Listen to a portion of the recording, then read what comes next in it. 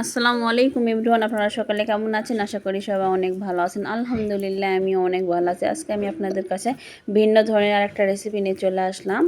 আজকে আমি কেক একদম চুলায় পারফেক্টভাবে বানানো ও কেক ডেকোরেশনের পুরো ভিডিও দিব। ভিডিওটা একটু লং হবে, কিন্তু আপনারা স্কিপ করবেন না, পুরো ভিডিওটি দেখবেন।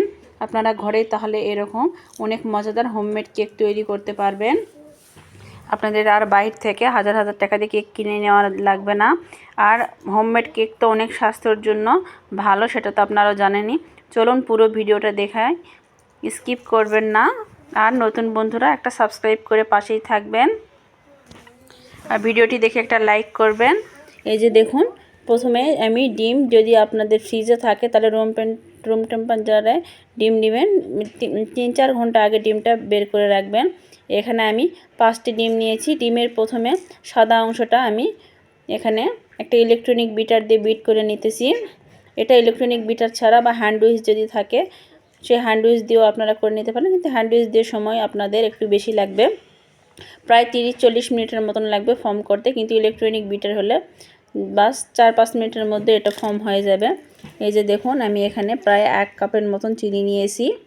এখানে আমি অল্প অল্প করে বিট করতেছি আর দিতেছি।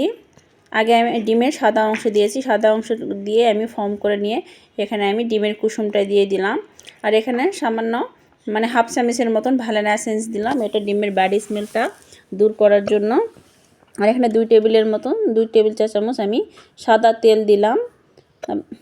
এই যে দেখুন, আমি একদম এরকম ফমি বিটটা হবে আর কি। এখানে আমার বিট করা হয়ে গেছে। আর এখানে আমি কেক বোল্ট নিয়ে নিয়েছি। কেক বোল্টের নিচে আপনারা একটু তেল লাগিয়ে একটু কাগজ দিয়ে দিবেন। আর এখানে আমি ময়দাটা নিচ্ছি মেপে। দেখুন, যে কাপের পরিমাণে আমি চিনি দিয়েছিলাম ওই কাপের পরিমাণেই 1 কাপ আমি এখানে ময়দাটা চেলে নিচ্ছি। আপনারা ময়দাটা চেলে দেওয়ার চেষ্টা করবেন, ময়দা বা আটা যে কোনো একটা হলেই হবে। এখানে আমি দিয়ে দিলাম হাফ চামচ পরিমাণ বেকিং পাউডার আর 2 চামচ পরিমাণ কর্নফ্লাওয়ার। এই যে দেখুন, আমি সুন্দর করে একদম চেলে নিচ্ছি। চেলে নিলে কেকের ব্যাটারটা একদম স্মুথ হবে। আমি আবার একবার চেলে একদম কেকের ব্যাটারের মধ্যে আমি মিশ্রণ করে নিচ্ছি। আর এখানে স্বাদ মতো আমি লবণ দিয়েছিলাম, লবণটা বলা হয়নি, একটু হাফ চামচ পরিমাণ লবণ দিবেন তাহলে। আর বেকিং সোডাটা দিতে ভুলে গেছিলাম। বেকিং সোডা এখানে আমি প্রায় হাফ চামচ 1 টেবিল চা চামচের একটু কম দিয়ে দিয়েছি। এই যে দেখুন, ফর্মটা করার পরে এটা যখন শুকনো উপকরণগুলো দিবেন আলতো হাতে মিশ্রণ করবেন। মিশ্রণটা একদম বেশি করে উড়াধুরাভাবে নাড়া দিবেন না, আলতো হাতে মিশ্রণ করে নেওয়ার চেষ্টা করবেন, তাহলে ফর্মটা ভালো থাকবে। নাহলে ফর্মটা নষ্ট হয়ে যাবে, কেকটা অত স্মুথ হবে না। এই যে দেখুন, আমার সুন্দরভাবে শুকনো উপকরণগুলো মিশ্রণ হয়ে গেছে। এখানে আমি কেক বোল্টের মধ্যে নামিয়ে নিলাম। নামিয়ে নিয়ে একটা কাঁটা চামচ দিয়ে 4-5টা সুন্দরভাবে মিক্স করে দিচ্ছি। আর এভাবে একটু টাইপ করে দিবেন, উপর থেকে তুলে তুলে একটু নিচে ছাড়িয়ে দিবেন, তাহলে দেখবেন কেকটা সুন্দরভাবে সেট হয়ে যাবে। এখানে আমি গ্যাসের চুলার মধ্যে একটা ডেক্সি বসাই দিছি। ডেক্সির উপর স্ট্যান্ড দিবেন, আপনারা পেপার বা টিস্যু দিতে পারেন। আমি শুধু স্ট্যান্ড দিয়ে স্ট্যান্ডের উপর বসিয়ে দিলাম। দিয়ে দেখুন, এই ঢাকনার মুখটা একটু কাগজ দিয়ে ছিদ্রটা বন্ধ করে দিবেন। আর এভাবে একদম গ্যাসের হিটটা একদম লো না হাইও না, মিডিয়াম আঁচের চেয়ে একটু কম রাখবেন। এভাবে জাস্ট 20 মিনিটের মতো রাখলেই কেকটা হয়ে যাবে। এই যে 20 মিনিট পরে আমি কেকটা বের করে নিয়ে আসলাম। এই যে দেখুন, কেকটা আমার কতটা পারফেক্ট হয়েছে। 20 মিনিট পরে এটা টুথপিক দিয়ে চেক করে নিলেই বুঝতে পারেন। টুথপিকটা যদি একদম ক্লিন আসে তাহলে হয়ে যাবে, কিন্তু আমি একটু 20 মিনিটের একটু বেশি রাখছিলাম, একটু নিচের দিকে একটু লেগে গেছে। আপনারা একটু পেপার দিয়ে দিবেন নিচের দিকে, স্ট্যান্ডের নিচে, তাহলে দেখবেন এভাবে একটু পুড়ে যাবে না। দেখুন, মাইক্রো ওভেন ছাড়াই ঘরেই চুলাতেই কত সুন্দরভাবে পারফেক্ট একদম কেক বানানো যায়, কতটা নরম তুলতুলেও সফট। এবার আমি কেকটা ডেকোরেশন করব। প্রথমেই বলেছি আমি আপনাদের কেক বানানো ও ডেকোরেশন দুটাই দেখাবো। এখানে আমি হুইপ ক্রিম নিয়ে নিলাম। এই ক্রিমটা দিয়ে আমি, ইলেকট্রনিক ক্রিমটা ফ্রিজে থাকা লাগবে, এটা কিন্তু রুম টেম্পারেচারে থাকলেও হবে না, এটা ফ্রিজের একদম ঠান্ডা ক্রিমটা নিতে হবে, তাহলে বিটটা করলে ভালোভাবে একদম ফর্মি ক্রিমটা হবে। এই যে দেখুন, আমি একটা কেক বোর্ড নিয়ে নিয়েছি। কেক বোর্ডের উপরে আমি ক্রিমটা আগে লাগিয়ে নিব। নিয়ে কেকের মাঝখান বরাবর কেটে এই ক্রিমটা আমি কেকটা বসিয়ে দিচ্ছি। এখানে আমি কেক বোর্ডের উপরে আমি কেকটা ডেকোরেশন করব। প্রথমে একটা বাটির মধ্যে আমি সুগার সিরাপ নিয়েছি, এখানে 3 চামচের মতন চিনি দিয়েছি আর পানি দিয়েছি। এই পানিটা কেক ডেকোরেশনের সময় সুগার সিরাপটা মাস্ট লাগবে, সুগার সিরাপ ছাড়া কিন্তু ক্রিমটা অত ভালোভাবে সেট হবে না। এই যে দেখুন আমি একটা নজলের মধ্যে একটা পাইপিং ব্যাগের মধ্যে নজল নিয়েছি, এটার মধ্যে আমি এই ক্রিমটা দিয়ে দিচ্ছি।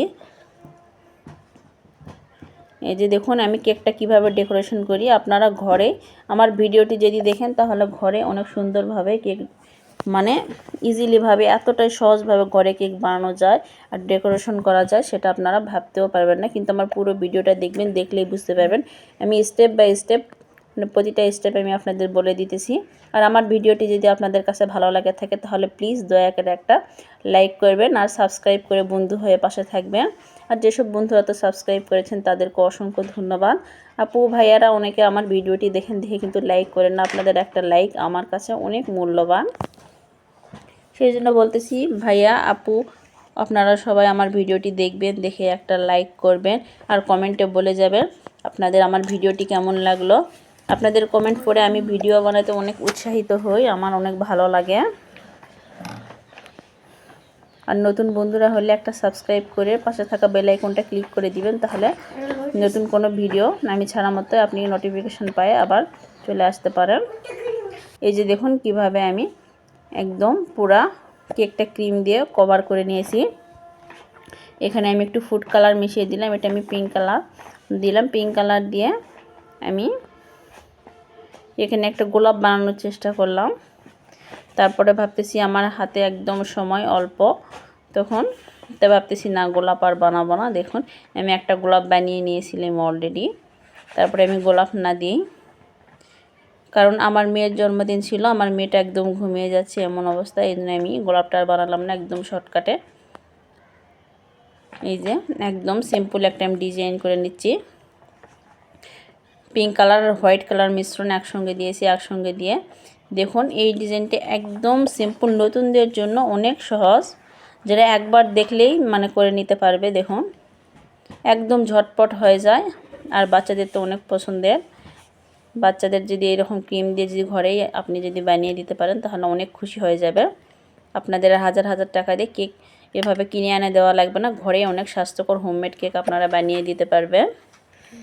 এই যে দেখুন আমি একদম ঝটপট কিভাবে কতটা সুন্দরভাবে কেক ডেকোরেশন করে নিচ্ছি। আর আমি মাঝখানে আমি একটু লেখালেখি করে নিব। এই যে দেখুন আসলে কেকটা আমি মানে বিকাল থেকে তৈরি করতে করতে মানে কেকটা গরমের উপর তো ডেকোরেশন করা যাবে না, এটা একটু ফ্রিজে রেখে একটু ঠান্ডা করে নেবেন। ঠান্ডা করে নেবার পরে তারপর ক্রিমটা একটু ঠান্ডা হবে, তারপর ক্রিম ফর্মি করে তারপর কেক ডেকোরেশন করতে যাবেন। কিন্তু গরম কেকের উপর ডেকোরেশন যেন করতে যাবেন না, তাহলে কিন্তু ক্রিমগুলো একদম গলে গলে যাবে আর আপনার ডেকোরেশনটা অত সুন্দর হবে না। এই জন্য কেকটা আপনি একটু আপনারা যদি এভাবে বানান তাহলে একটু মানে সকালের দিকে কেকটা বানিয়ে নেবেন, বানিয়ে নিয়ে এটা ফ্রিজে রাখবেন, রাখার পরে ডেকোরেশনটা একটু বিকেলের দিকে করবেন। 2-3 ঘন্টা একটু ফ্রিজে রাখলেই মানে হবে আর কি। আমার হাতে একদম সময় শর্ট ছিল দেখে আমি একদম ঝটপট সিম্পল একটা ডিজাইন করে আমি আপনাদের সঙ্গে শেয়ার করতেছি।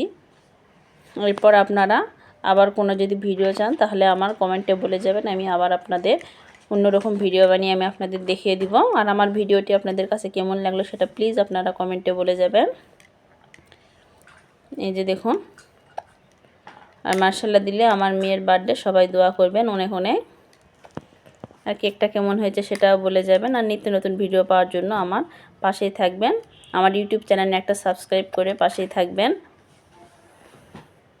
এই যে দেখুন আমার কেক ডেকোরেশন ও কেক বানানো দুটোই আপনাদের কাছে কেমন লাগলো সেটা বলে যাবেন। আর মাশাআল্লাহ দিলে এত অল্প সময়ের মধ্যে ঝটপট কেকটা কত সুন্দর হয়েছে দেখুন। সবাইকে জানাই আল্লাহ হাফেজ।